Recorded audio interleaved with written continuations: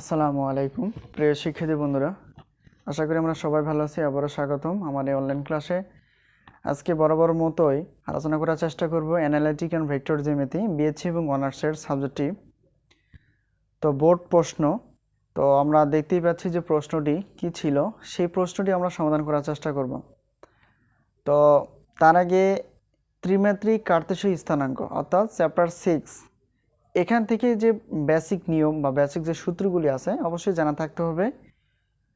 যদি জানি তাহলে আমরা খুব সহজেই কিন্তু অঙ্ক বুঝতে পারবো, অন্যথায় বুঝতে পারবো না। তো যা হোক, এখানে আমরা যে প্রশ্নটি দেখব আজকে, সেই প্রশ্নটি হলো, তো এক্সাম্পল এখানে আমাদের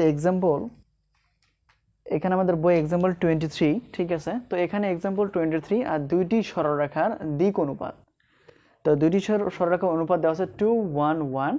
দ্বিতীয়টার ক্ষেত্রে আছে 4√3 - 1 -√3 - 1। তো হলে দেখাও যে এদের অন্তর্গত কোণ ছিল π/3 ছিল। এটা হলো আমাদের প্রশ্ন। তো এখানে আমাদের জানতে হবে যে যখন দ্বিকোণোপাত থাকে, তো দ্বিকোণোপাত থাকার পর এদের দ্বিকোণোপাত থাকলে পরে সরলরেখার দিক দিয়ে আমরা যে কোণ বের করতে বলছে, কোণ দিয়ে আমরা কি বুঝি? থিটা বুঝি। তো যাই হোক, এখানে দ্বিকোণোপাত আমরা সূত্র জানি যে A1 B1 আর নেক্সট হলো C1 এবং A2 B2 C2 যখন হয় দ্বিকোণোপাত। A1 B1 C1 A2 B2 C2 যখন দ্বিকোণোপাত হয়, তাহলে সেক্ষেত্রে আমরা কি, যে অন্তর্গত কোণের ক্ষেত্রে যে সূত্রটি জানি, সেই সূত্রটি হলো cos থিটা ইকুয়াল A1 এর সঙ্গে A2 যোগ B1 এর সঙ্গে B2 যোগ C1 এর সঙ্গে C2 যোগ। আর এখানে সূত্রটি হবে এরকম A1 square plus B1 square plus C1 square into দ্বিতীয়টার ক্ষেত্রে কি হবে A2 square plus B2 square plus C2 square. ঠিক আছে? তো আশা করি আমরা বুঝতে পারছি, এই এতটুকুই আমাদের কিন্তু সূত্র।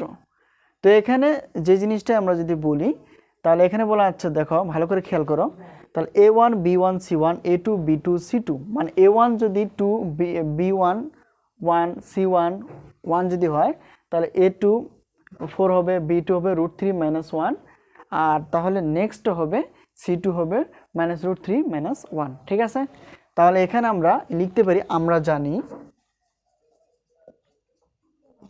তো আমরা জানি এটা লিখব cos theta A1 A2 plus B1 B2 plus C1 C2 by √ A1 plus B1 square plus C1 square into √ A2 square plus B2 square plus C2 square. ঠিক আছে? তাহলে এখানে আমাদের যে জিনিসটা করতে হবে সেটি হলো, আমরা এখানে লিখি, দেখো A1, খেয়াল করো A1 বলতে কত হবে 2 ইন্টু A2 বলতে কোনটা হবে দ্বিতীয়টা অর্থাৎ 4 সূত্রে প্লাস B1 বলতে হবে 1, আমরা লিখব 1 ইন্টু, আর B2 বলতে কোনটা হবে নেক্সট অর্থাৎ √3 - 1 এটা গেছে। তো এখন প্লাস লিখবে, এখন C1, তো C1 কোনটা? এই যেটা 1 ইন্টু C2, তাহলে কোনটা হবে -√3 - 1। তাহলে এখানে আমরা যেহেতু একটা -√3 - 1। ওকে, তো এই অংশটা ভালো করে খেয়াল করে, এটা হলো A1 A2 প্লাস এটা B1 B2 এই অংশটা প্লাস, আর এটা হলো C1 C2, এটা আমরা বসাই দিলাম। এটা দাগ কাটা যাবে না, আমরা বোঝার জন্য এটা দিয়ে দিলাম। ঠিক আছে?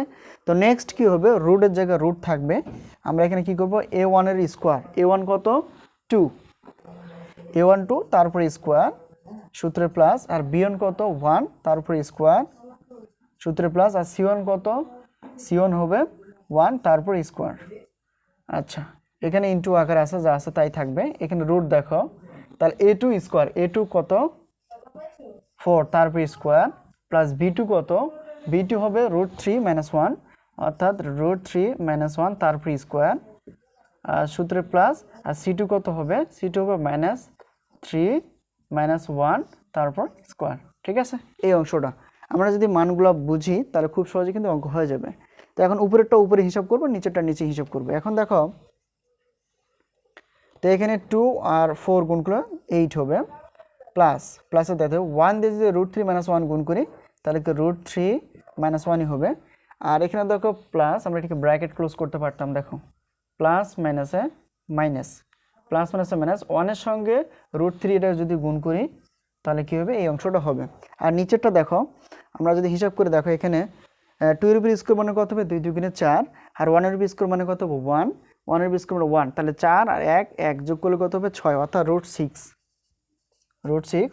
তাহলে এখানে কি আসবে ভালো করে খেয়াল করো, এখানে একটু সামান্য ব্যতিক্রম হিসাব করতে হবে, অনেকে বুঝবে না। তো 4 এর উপর স্কোয়ার মানে কত 16, 4 4 16, আর প্লাস এখানে দেখো √3 - 1 তার বি স্কোয়ার, তাহলে এখানে a - b হোল স্কোয়ার সূত্র হিসেবে যদি আমরা করি, প্লাস এখানে যদি এটা হয় এটা b, তাহলে আমরা এটা হিসাব করতে পারি। দেখো এখানে এই হিসাবটা করলে এরকম হবে, খেয়াল করো, আমরা এটাকে হিসাব করে দেখো √3 - 1 এটা যদি a হয় মাইনাস, এটা যদি b হয় তাহলে a - b হোল স্কোয়ার বর্গের সূত্র, তাহলে স্কোয়ার বলতে এখানে √3 তারপর স্কোয়ার, সূত্রে মাইনাস, সূত্রে 2 ইন্টু a বলতে √3 আর b বলতে হবে 1 আর প্লাস বি স্কোয়ার বলতে 1 এর উপর স্কোয়ার, এটা হিসাব করে যা হবে তাই। ঠিক আছে, তো রুট স্কোয়ার কাটা, তাহলে 3 হবে মাইনাস, তাহলে 2 দিয়ে এটাকে গুণ করলে হবে 2√3, আচ্ছা এখানে পুরোটা গুণ করলে এটা হবে 2√3, আর এখানে দেখো 1 এর উপর স্কোয়ার মানে 1, তাহলে এখানে ক্যালকুলেট করলে কত হবে, এখানে আসবে 3 আর 1 যোগ করলে 4 আর মাইনাস 2√3। ঠিক আছে, তাহলে এই অংশটা চলে আসছে কিন্তু, তাহলে এখানে কি আসছে দেখো, এখানে √3 - 1 এটাকে যদি আমরা বর্গের সূত্র ইউজ করি তাহলে এই অংশটা এভাবে হবে, তাহলে এটাকে ক্যালকুলেট করলে এটা হবে 3 আর 1 যোগ করলে 4 আর মাইনাস 2√3, তাহলে এখানে আমরা বসাবো -2√4 -2√3। ঠিক আছে, তো এই অংশটা এখন নেক্সট আমরা করে দেখুন প্লাস আছে, প্লাসটা দিয়ে দিব। তো এখন এটা হলো 16 আর এটা হিসাব করে আমরা এটা পেয়েছি। এখন দেখো প্লাস একই জিনিস আমরা করব, বর্গের সূত্র যদি ইউজ করি তাহলে এটা কি আসবে দেখো -√3 - 1 তারপর স্কোয়ার বর্গের সূত্র। তো বর্গের সূত্র কি, a স্কোয়ার বলতে এখানে স্কোয়ার সূত্রে মাইনাস সূত্রে 2, ভালো করে খেয়াল করো, এটা হলো a স্কোয়ার মাইনাস সূত্রে মাইনাস 2 ইন্টু a বলতে কোনটা হবে, a বলতে -√3 আর b বলতে হবে 1 আর b এর উপর স্কোয়ার বলতে অর্থাৎ 1 এর উপর স্কোয়ার। তো এটাকে মাইনাসের উপর স্কোয়ার মানে মাইনাস মাইনাস প্লাস, আর রুট স্কোয়ার কাটা হয়ে যাবে, 3 থাকবে, মাইনাস মাইনাসে হবে কি প্লাস, আর এখানে দেখো 2 আর √3 গুণ করবে 2√3 আর এখানে প্লাস 1, তাহলে এখানে আমরা কি পেয়ে গেলাম ভালো করে খেয়াল করো, এখানে তো 3 আর 1 যোগ করলে হবে কত 4 আর প্লাস √3 আর 1 যোগ করলে 4 প্লাস এখানে 2√3, তাহলে এটাকে ক্যালকুলেট করে আমরা যে অংশটা পেয়েছি সেটা হলো 4 প্লাস 2√3। এই হিসাবগুলো এভাবে করতে হবে। ঠিক আছে, তো এই হিসাবটা দেখো, আমরা এই হিসাবটা কীভাবে করছি, এটাকে বর্গের রূপান্তর করে এই অংশটা প্লাস এটাকে বর্গের রূপান্তর করে এই অংশটা পেয়ে গেছি। এখন যেহেতু আমাদের জায়গা নেই, এখন আমরা দেখো একটু নিচেই অংশটা আলোচনা করি। তো এখানে দেখো +√3 এবং -√3 কাটা হয়ে যাবে, তাহলে এখানে -1 আর -1 যোগ করলে -2, ওখান থেকে যদি আমরা 8 মানে বাদ দিয়ে দিই, অর্থাৎ 8 থেকে -2 যদি বাদ দিই কি আসবে 6 আসবে। ঠিক আছে, আমরা যদি হিসাব করি দেখো এখানে যে জিনিসটা হওয়ার কথা সেটা হলো 8 - 2 ক্যালকুলেট করলে হবে 6, আর নিচের অংশ দেখো কি হয়, এখানে 6 মানে √6 আর এখানে দেখো এখানে তো এখানে দেখো -2√3 প্লাস 2√3 কাটা, আর এখানে 16 আর 4 কত 20 আর 4 24 অর্থাৎ √24, এই অংশটা কিন্তু আসবে, অর্থাৎ cos 3 = 6 √6 √24। ঠিক আছে, তো এই লাইনের পর আমরা নেক্সট যে ধাপে চলে যাব, এখানে দেখো যেহেতু আমাদের জায়গা নেই, আমরা এখানে যদি হিসাব করি তাহলে অঙ্কটা হয়ে যাবে খুব সহজেই।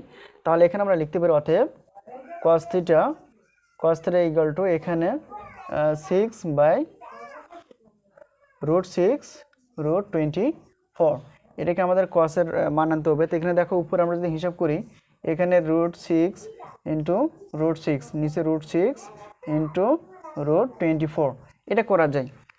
মানে √6 আর √6 মান হবে 6, অর্থাৎ 6কে ভাঙলে √6 হবে, আর নিচে এই অংশটা কেটে যাবে, তাহলে উপরে থাকতেছে কি √6/24, ঠিক আছে, √4 এই অংশটা। আবার কাটাকাটি করলে কি হয় দেখো, 4 6 24, অর্থাৎ 4 থাকবে এখানে, আর উপরে কিছুই থাকতেছে না, 1 থাকবে, 1 √1, আর এখানে কত হবে √4। তো এটাকে যদি হিসাব করি দেখো 1 এর উপর রুট মানে কত হবে 1, আর √4 মান হবে 2, তার মানে এখানে cos θ আমরা কি পেয়ে গেছি, হাফ পেয়ে গেছি। তাহলে cos θ হাফ পেয়ে গেলাম। তো এখন এই জিনিসটা এখানে আমরা যদি লিখি, দেখো এখানে আমরা নিচে লিখব, অতএব cos θ আমরা পেয়ে গেলাম, cos θ পেয়ে গেলাম হাফ, cos θ পেয়ে গেলাম হাফ। তো এখানে cos যেহেতু অনুপাত, এখানে cos এর এমন একটা অনুপাত দেখাতে হবে যাতে করে π/3 আসে। তাহলে এখানে আমরা cos θ যা আছে তাই লিখব। তাহলে এখানে আমরা জানি cos কত ডিগ্রির মান, এটা হাফ, আমরা জানি 60 ডিগ্রির মান, অর্থাৎ 60 ডিগ্রির মান হলো cos, এখানে cos অনুপাত আছে, আমরা এখানে cos অনুপাত আনলাম, তাহলে cos 60 ডিগ্রির মান হবে কত, হাফ। তাহলে এখন আমরা যে জিনিসগুলো যেহেতু পায়ে যদি কনভার্ট করি, তাহলে এখানে cos θ আর ইকুয়াল টু কত হবে cos, এখানে আমরা জানি π/3 মানে হবে 60 ডিগ্রি, তাহলে cos cos কেটে যাবে, তাহলে এখানে θ আমরা অংশ পেয়ে যাব, θ ইকুয়াল টু π/3। তাহলে আমাদের অঙ্ক কি প্রমাণিত, অর্থাৎ θ ইকুয়াল টু আমরা পেয়ে গেলাম π/3। এইটাই হলো আমাদের দেখাতে বলছিল, ঠিক আছে। তো আবারও বলি একটু, এটা হলো আসলে একটা দিক অনুপাতের সরলরেখার। তো দুইটি দিক অনুপাত ছিল, একটা হলো এই অংশটা, প্রথমটা a1 b1 এবং c1, দ্বিতীয়টা a2 তারপর b2 তারপর c2, তারপর হলে পরে এদের অন্তর্গত কোণ আছে সেটা বের করতে হবে। তো আমরা জানি এটা যদি আমরা জানি a1 b1 c1 এবং a2 b2 c2, তাহলে a1 বলতে এখানে যে অংশটা আমরা বুঝি, a1 হলো 2, তাহলে b1 হবে 1 আর c1 হবে 1, আর a2 বলতে এখানে 4, আর b2 বলতে এখানে √3 - 1, আর c2 বলতে এখানে -√3 - 1 এটা। তো এখন আমরা জানি cos θ ইকুয়াল টু এই সূত্রটা ব্যবহার করব এখানে। তো এখন a1 এর সঙ্গে a2 গুণ করতে হবে প্লাস, b1 এর সঙ্গে b2 গুণ করতে হবে প্লাস, c1 এর সঙ্গে এটা গুণ করতে হবে, অর্থাৎ এই অংশগুলো আমরা যেটা বললাম। তো এখন দেখো a1 এর তার স্কয়ার, b1 এর স্কয়ার, c1 এর স্কয়ার, তার a2 এর স্কয়ার, b2 এর স্কয়ার ক্যালকুলেট করে উপরেরটা আমরা যদি হিসাব করি, এখানে দাগ কাটছে এমনি বোঝার জন্য, তো দেখো এটা গুণ করলে সবকিছু হিসাব করলে এই অংশটা চলে আসে, আর নিচে হিসাব করলে এখানে হবে, আর এটাকে ক্যালকুলেট করলে এটা হবে, আমরা যেহেতু বর্গ আকারে দেখাই দিয়েছিলাম, তো এটা হওয়ার পর 6/0 এখানে হবে √6, ওকে। তাহলে এখানে √6, তো এখানে জায়গা নিয়ে আমরা এই পাশে চলাম cos 6/√6 তো এখানে দেখো আমরা √6কে ভাঙতে পারি, √6 ভেঙে নিলে এই √6 আর এখানে যা আছে তাই এটা কাটা হয়ে যায়, তার উপরে থাকে √6/24, তাহলে 6 দিয়ে আমরা যদি ভাগ করে দেই তাহলে 4 4 24, অর্থাৎ 4 আসবে নিচে, তার উপরে একবারে 0 না, এখানে 1 থাকবে, অর্থাৎ √1 আর √4। তো 1 এর উপর রুট মানে কত হবে 1, আর √4 মানে হবে 2, তাহলে cos θ ইকুয়াল টু আমরা কত পেয়ে গেলাম, হাফ। তাহলে cos θ হাফ পেয়ে গেলাম, তো হাফটা আমরা কি করতে হবে, অর্থাৎ cos এর অনুপাত বুঝাই দিয়ে এটা নিতে হবে। তো cos θ equal to cos 60 degree মান হবে হাফ, অর্থাৎ cos θ ইকুয়াল যদি আমরা পাই আনতে চাই, তাহলে cos θ ইকুয়াল টু cos π/3 মানে 60 ডিগ্রি মানে হলো হাফ, অর্থাৎ এখানে θ এগুলো π/3, আর cos cos কেটে যাবে, θ এগুলো π/3। এটাই ছিল অন্তর্গত কোণ। তো আজকে এই পর্যন্তই, আবার দেখা হবে এই অধ্যায় সম্পর্কে, সেই পর্যন্ত সবাই ভালো থেকো, আল্লাহ হাফেজ।